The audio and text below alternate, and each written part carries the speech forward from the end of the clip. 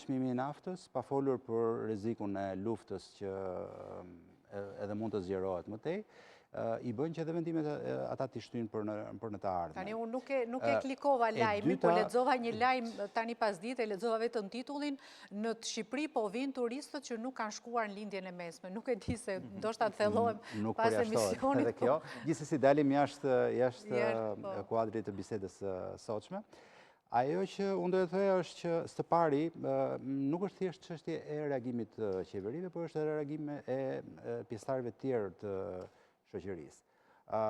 Bie fjala unë mund të sjell si shembull rastin e Francës,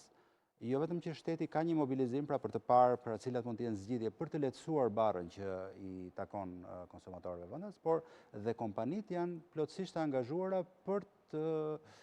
ta përballur këtë situatë. Një nga kompanitë më të mëdha në Francë, Total Energy, që është një ndër 7 kompanitë më të mëdha në botë të naftës,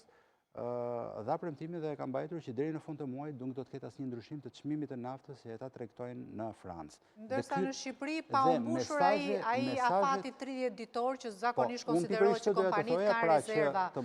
naftës e rritën me njëherë. Mos ta shikojmë thjesht të qeverisë, qeveria ka kusuret e saj, por është edhe një angazhim qytetar, pra sa na ngrem zërin për një padrejtësi të cilën e perceptojmë, sa kompanitë private të cilat janë aktive në këtë produkt i cili është dominant dhe është kryesor në ekonominë shqiptare,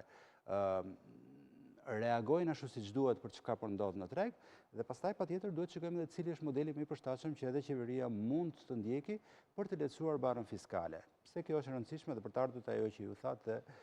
reduktimi i akcizës. Taksat që vilen nga nafta dhe benzina që ne importojmë në vendin tonë, për fat të keq në mungesë të prodhimit vendas të këtyre produkteve, pavarësisht burimeve të energjetike që ne kemi dhe naftës bruto që prodhojmë, i ngjasojnë pak a shumë atyre ndërtimeve pa leje që janë në Shqipëri, ku është shtuar një dhomë, është shtuar më tej një kat, është shtuar më tej një papafingo, e tillë është dhe struktura fiskale që